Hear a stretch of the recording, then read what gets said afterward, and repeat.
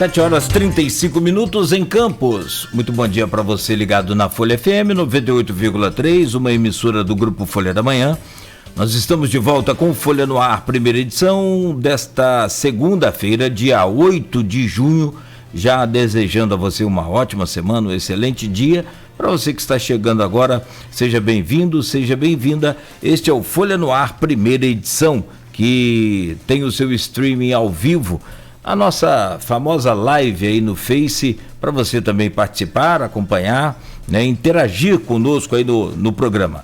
O programa que conta hoje com a presença do jornalista Aloysio Abreu Barbosa e traz como convidado o Rogério Siqueira, que é jornalista, entre outras coisas, embaixador do Brasil no Congresso Pan-Africano e foi presidente da SUPIR, que é a Superintendência de Igualdade Racial em Campos. Rogério, eu trago o seu bom dia, né? A satisfação de tê-lo conosco aqui mais uma vez é sempre renovada e a seguir o Aloysio starta a pauta aí com você, mas registro primeiro o seu bom dia. Mais uma vez, seja bem-vindo aí ao Folha no Ar, primeira edição. Bom, Cláudio, muito obrigado a você, muito obrigado ao Aloysio pelo convite. É sempre um prazer estar aqui nos estúdios da Folha da Manhã. Agora, com essas imposições do Covid-19, a gente não pode estar junto aí tomando café, também fazendo nossa resenha, mas é sempre um prazer estar podendo falar para o público da Folha, para essa audiência enorme. E se me permitir fazer só uma pequena correção aqui, é Conselho Pan-Africano. Então, só queria agradecer Perfeito. a oportunidade de a gente estar falando de um tema da mais alta relevância, que são as questões raciais, tanto aqui quanto ao redor do mundo. Perfeito. Bom dia, meu amigo Rogério, tudo bom? Vamos esperar essa pandemia passar para marcar o café e ver se a gente bota a conversa em dia, marcando um vinho também, sei que você gosta. Prefiro. Mas lá depois de outubro, né? Ontem tomei um vinho com meu filho, com minha namorada e enfim. Tô aqui no café hoje para me refazer. Vamos lá, cara. O George Floyd, né? Um cidadão dos Estados Unidos, negro, originalmente de Houston, no Texas, se mudou para Minneapolis, né? Ali no centro-norte dos Estados Unidos, em busca de emprego. Foi no dia 25 de maio, a suspeita de ter passado uma nota falsa de $20 no comércio para comprar cigarro, né? Era portador, sem saber, ao que parece, do coronavírus. Estava entrando no carro, policiais tiram do carro, levam para fora, depois algemam, jogam no chão de bruços, imobilizam. Durante 8 minutos e 40 segundos, o policial fica com um joelho no seu pescoço e ele, nos últimos 3 minutos, já apagado. Era um cara grande, forte, né? Chegou a ter uma carreira promissora como jogador de futebol americano, é um esporte de gente grande, né? E mesmo algemado, mobilizado, jogado no chão, falando que não estava respirando, tudo indica, foi sufocado até a morte, né? E pessoas na rua filmando, pedindo para parar com aquilo, não pararam. Policiais já têm uma ficha longa de agressões e gerou, desde então, todos os protestos, inicialmente nos Estados Unidos, né? E estamos vendo aí no mundo todo, né? Inclusive no Brasil, né? Ontem tivemos um pequeno confronto na entrada do complexo do Palácio de Buckingham, do manifestante londrinos com a Scotland Yard. Temos na Alemanha, temos em vários países da Europa essa coisa do racismo que foi posta aí, né, a partir do assassinato do George Floyd. Como é que você, enquanto negro, enquanto militante de movimentos antirracistas, você tem visto esses episódios? Bom dia. Bom dia, Aloysio. Obrigado pela pergunta, pela introdução e pela análise. Olha só, Eu acho, eu vou tomar aqui a palavra aqui do ator Will Smith, que ele falou assim: não tem nada de novo no que a gente assistiu na morte do George Floyd. A diferença é que foi filmado. Então, esse tratamento, Aloysio, que a polícia dá, vou pegar aqui o caso dos Estados Unidos, aos negros americanos, remonta toda a história de conflitos raciais que teve nos Estados Unidos, que a cisão racial lá foi muito mais explanada, foi muito mais da rua, foi uma batalha campal que a gente conseguiu enxergar com mais facilidade, o mundo conseguiu enxergar com mais facilidade. Então, o que acontece? A divisão racial nos Estados Unidos ela é mais escancarada. Isso já acontece desde muito tempo. Os protestos que estamos tendo agora, talvez tivesse maior projeção se tivesse internet na década de 90, por exemplo, quando os distúrbios de Los Angeles, que foram até então os maiores dos Estados Unidos, com o espancamento do Rodney King, não sei se você lembra do taxista do Rodney King. Em 2015, a gente já teve os protestos de Baltimore, né, daquele menino que foi levado, estava sob custódia da polícia, sofreu uma série de agressões dentro do carro da polícia, veio a óbito e isso inflamou os Estados Unidos. Então, quer dizer, eu acho que existe uma conjunção política também que faz com que esse caso tenha tomado uma grande projeção, né, que é o momento político dos Estados Unidos, o momento político mundial, onde a gente vê aqui no Ocidente uma cisão nas bases dos países, por exemplo, como os Estados Unidos, Hungria, esses que caminharam mais à direita ou à direita extrema, né? Houve uma cisão dessas bases sociais, o clima já estava de acirramento, né? Como nos Estados Unidos, aqui como no Brasil, a gente pode citar uma série de exemplos. Ainda mais, além do clima acirrado dentro do seio da sociedade americana, em função das questões do Donald Trump, vem esse assassinato sumário, como poucas vezes a gente tem como ver, né, que chocou todo mundo. Aquele vídeo embrulha o estômago, e a partir disso, o fenômeno da internet, né, acho que a gente tem que analisar ele a cada momento em que se dá, né, a juventude, acredito eu, ajudou muito a dar essa dimensão através das redes sociais do absurdo que foi aquilo ali, né? Mas que remonta uma história muito mais antiga, né? Não quer dizer que não aconteça. Então, a importância geopolítica dos Estados Unidos também ajudou a amplificar a dimensão do racismo sistêmico que está no seio da sociedade americana e no seio da sociedade ocidental como um todo. Então, os Estados Unidos, por ter também essa relevância, conseguiu projetar. Porque esse tipo de caso, Luiz, aconteceu aqui, aconteceu no Brasil e acontece a todo momento. A gente viu um menino que foi sufocado até a morte no supermercado Extra, lá no Rio de Janeiro, né? Teve repercussão, mas não chegou a fazer eclodir os protestos de maneira global. Assassinatos no Brasil, a gente tem uma das maiores populações carcerárias do mundo, onde 80% são de negros e mais de um terço sem decisão condenatória. Está todo mundo ali preso ainda esperando decisão, e a gente não trata disso. A gente mata no Brasil, dos mais de 100 mil homicídios por ano, mais de 75% são contra jovens negros. Quer dizer, a gente tem uma máquina de moer, de matar, e que implica um genocídio moderno. E isso acaba não tomando proporções mundiais. Então, os Estados Unidos, né, com a importância geopolítica que tem, acabou ajudando a alastrar esses protestos ao redor do mundo e botar para fora um sentimento que já é um sentimento que as pessoas vêm guardando. Né, que elas sabem que isso acontece na França, acontece na Inglaterra. Os países onde a gente teve a migração forçada do negro não trataram, obviamente, primeiro que foi migração forçada, o processo de escravidão, o colonialismo, o imperialismo. Quer dizer, que ao fim e ao cabo, essas nações que receberam negros, sejam eles escravizados ou advindo das colônias que eles tinham, no caso da Europa, não trataram bem esse estrato da sociedade. Então isso também tem muita mágoa guardada de muito tempo.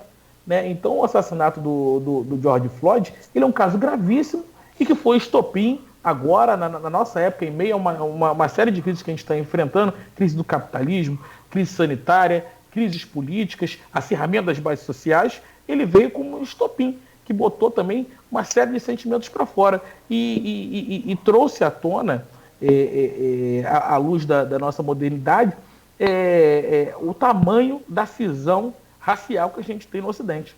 Essa é a minha análise. Você falou aí da importância dos Estados Unidos, a relevância, né, como que isso acontece em vários lugares, né, mas aconteceu lá, foi filmado lá, e daí foi foco radiador para o mundo. Isso foi muito questionado, é muito questionado na França, é muito questionado na Inglaterra, é muito questionado no Brasil. Por que casos análogos nesses países não geraram o mesmo envolvimento internacional, né? E há duas respostas para isso. Primeiro, porque é um momento de vários desses países saindo de quarentenas, né, ficaram muito tempo isolados. E o segundo é histórico, esse é o coração do Império, né? Sempre foi assim, sempre vai ser. Foi assim quando o Império Persa mandava no mundo, foi assim quando o Império Romano mandou no mundo, foi assim quando os árabes mandaram no mundo, foi assim quando a Inglaterra mandou no mundo. O que você acha disso? Então, é isso. Eu acho que a gente tem que conseguir analisar. Às vezes, para fazer esse tipo de análise, eu ponho a emoção de lado, que obviamente são casos que chocam a gente, etc., e remontam uma série de feridas que a gente tem aberto, para poder fazer essa análise mais contida, mais fria, no sentido da dimensão que cada país tem no cenário internacional. Os Estados Unidos é um grande player, né, que está nessa queda de braço de novo aí com a China, que vem avançando enquanto potência sobre o mundo.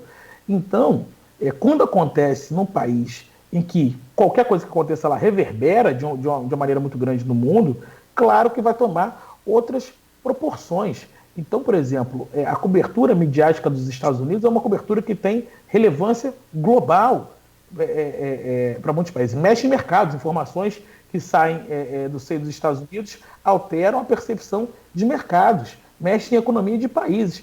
Então, a gente precisa ter essa dimensão geopolítica do problema para entender porque o caso de George Floyd, por todos os problemas do mundo que ele evoca, por que ele conseguiu tomar projeção mundial também. É por conta dessa relevância dos Estados Unidos enquanto player global. Então, quando acontece lá, vai sempre reverberar. Uma declaração do Trump acaba mexendo na Bolsa de Valores aqui do Brasil, derruba o Ibovespa. Então, a gente precisa ter essa noção que a dimensão se toma em função da relevância geopolítica de determinado país. Se não fosse assim, conflitos e uma série de barbaridades que acontecem ao redor do mundo teriam tomado projeção, inclusive na historiografia oficial, né? Quando a gente pega para analisar o genocídio, tem um tema que se debate muito, por exemplo, a gente viu os nazistas avançarem sobre a Europa e matarem milhares de pessoas e perseguirem judeus de uma maneira muito vil, né? Promoveram um genocídio do povo judeu na Europa, e a Europa tinha uma relevância política enorme naquele momento. Os Estados Unidos ainda não era necessariamente a potência, estava se estabelecendo como potência, mas, por exemplo, a mesma Europa que colonizou a África promoveu uma série de conflitos internos, uma série de genocídios nos povos de África, e pouco é registrado na história, como é o caso da Bélgica, com o rei Leopoldo, no Congo, e que mais de 10 milhões de pessoas foram mortas, uma série de pessoas mutiladas, e ninguém trata disso. Entendeu? Então, a relevância geopolítica de determinado país é o que determina a amplitude com que a gente vai dar, a importância que a gente vai dar para determinado fato, seja ele nesse momento que a gente está, ou seja ele dentro do contexto da história.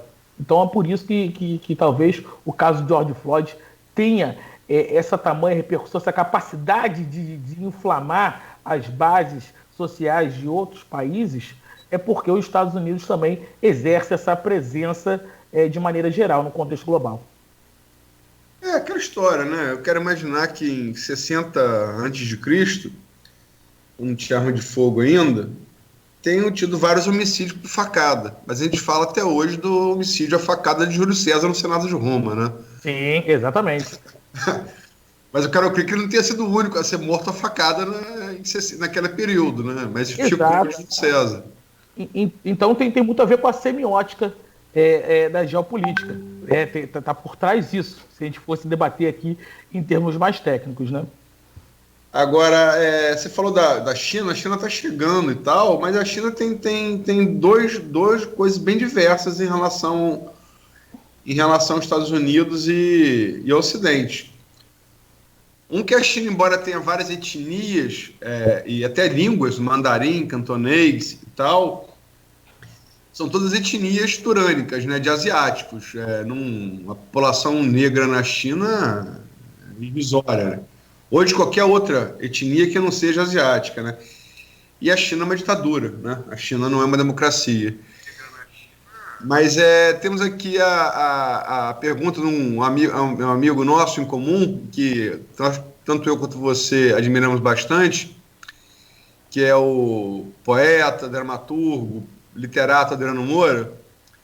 Bom dia, Rogério Aloysio. Rogério, quanto ao posicionamento do Emicida ao se recusar a ir às ruas neste momento, temendo da extrema-direita bolsonarista, a polícia ao presidente é justificativa para romper de vez com a democracia e agir com mais violência. O que você acha? Olha, Aloysio, eu vou dar uma opinião do ponto de vista particular, por exemplo. É um posicionamento que eu não tomaria, mas também entendo perfeitamente o raciocínio dele não querer ir. É isso que eu estou te falando. A gente que milita, por exemplo, na causa dos direitos humanos, na causa racial, obviamente que a gente não concorda em todos os métodos. A gente concorda muito nos objetivos que a gente quer atingir, mas nem sempre a gente tem concordância de método. E nesse caso o Emicida não teve a concordância de método. Eu concordo com ele? Não. Acho que para a relevância que ele tem, a fala dele foi bastante inoportuna, porque desestimulou uma série de pessoas a estarem nesse tipo de protesto. Porque se a gente se engaja numa luta, e a luta pelo combate ao racismo, nesse caso, né, é uma luta por sobrevivência, pelo direito à vida, a gente não ter, de não ser assassinado ou aviltado de qualquer direito em função de etnia, cor de pele ou raça, como queira falar, né, eu acho que a gente tem que estar disposto também a sofrer as consequências da luta. Então, esse é o meu posicionamento contra o Rogério, militante. Mas também entendo perfeitamente se o Emicida, por exemplo, desaconselhar e não quiser participar. Eu não concordo, mas entendo as motivações, porque nós que sofremos uma série de violências ao longo de toda uma vida em função de classe social, raça, né, sofremos com os estereótipos, sofremos porque a gente não pode entrar em determinados lugares sem sermos achacados, quer dizer, sofremos com violência institucional. Às vezes, a pessoa também não está preparada emocionalmente para estar no enfrentamento desse, sofrer mais uma violência. Às vezes é isso. Eu também tendo a entender. Né? Então, para mim, esse momento ele é histórico. A gente tem que entender que a gente está no momento da história, que vai ser retratado ali na frente, nos livros, e temos que dar nossa contribuição, seja a contribuição que você puder dar. Né? E o fato de eu, por exemplo, discordar com o Emicida nesse posicionamento dele, acho que não desabona em nada o trabalho que ele faz através da arte, por exemplo, na promoção da cultura negra, da desconstrução, por exemplo, dos estereótipos que estão vinculados aos negros no Brasil. Esse é meu posicionamento. Um abraço para o Adriano, claro. Eu não vejo um querido que eu não vejo há algum tempo. É uma das grandes mentes que a gente tem aqui na cidade, que a gente deveria ouvir mais, inclusive. Assina embaixo, concordo gênero, número e grau. Um abraço, Adriano, um beijo fraterno para você. Obrigado pela contribuição. Aqui, Silvana Venâncio, jornalista também, faz uma pergunta aqui no grupo do WhatsApp. A população negra de Campos denuncia o racismo ou fica intimidada, com medo? E se você, Rogério, acha que devido a essas manifestações no mundo, agora vão crescer os denúncios desse tipo de crime? Olha, Aloysio, eu vou começar respondendo de trás para frente. Primeiro, agradecer a pergunta da Silvana. Assim, acho que, em função da dimensão que está se tomando isso tudo, o meu lado esperançoso, muito embora realista, acredita que a gente vai conseguir promover mudanças, conseguir influenciar. Porque uma maneira da gente exercer os nossos direitos dentro de uma democracia é se manifestar, para que aqueles que a gente escolheu para nos representar possam, se não tinham determinada consciência, acordar para determinado tipo de problema, nesse caso, o problema racial. Então, o meu lado esperançoso é que, de alguma maneira, a gente vai ter algumas modificações, segundo o contexto de cada político de cada país. Por exemplo, eu acho que no Brasil, nos Estados Unidos, isso vai ser um pouco mais duro, mas estou com fé de que isso vai mudar por conta das pessoas, que as pessoas estão se manifestando. Em Campos, é bom a gente remontar a história, Luiz. Nós temos, historicamente, um movimento negro muito ativo aqui em Campos. Né? A gente tem figuras aqui históricas que a gente poderia citar aqui, como o Dr. Jorge de Assis e tantos outros que militam há muitos anos na causa do negro em Campos e que estão nessa batalha dioturnamente, anos e anos e anos e anos, fazendo denúncia. E aí eu posso citar aqui também, tem outros, Totinho, Manu, Léo Zanz, enfim, são muitos companheiros que ao longo dos anos vêm empreendendo batalhas, seja no campo político, seja no campo jurídico, para fazer valer as leis que tem aqui de proteção contra racismo e injúria racial. A gente já teve casos em que o Ministério Público se envolveu, uma série de denúncias. Então, eu acho que Campos é um lugar onde a gente tem mais ativistas, atuantes. Às vezes isso acaba não saindo na mídia, mas uma série de ações acontece para combater o racismo. Agora, se for pegar do ponto de vista institucional, no Brasil a gente tem basicamente duas leis que tratam do racismo. Uma que trata da injúria racial, né, se não me engano foi incorporado no Código Penal, no último Código Penal de 1940, e a Lei Caó, né, que já é do governo Sarney, 89, que regulamenta um aspecto fundamental da Constituição, que é o racismo em si.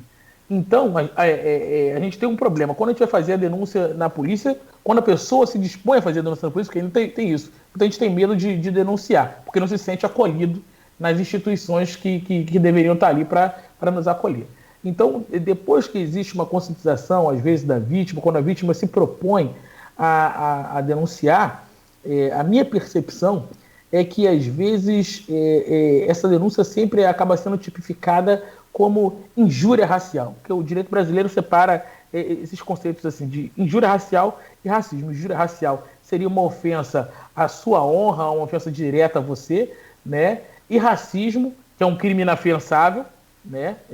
Desde a Lei Caó, né? Ele é tipificado como uma ofensa a um grupo indeterminado de pessoas, mas que formam um determinado conjunto étnico, racial.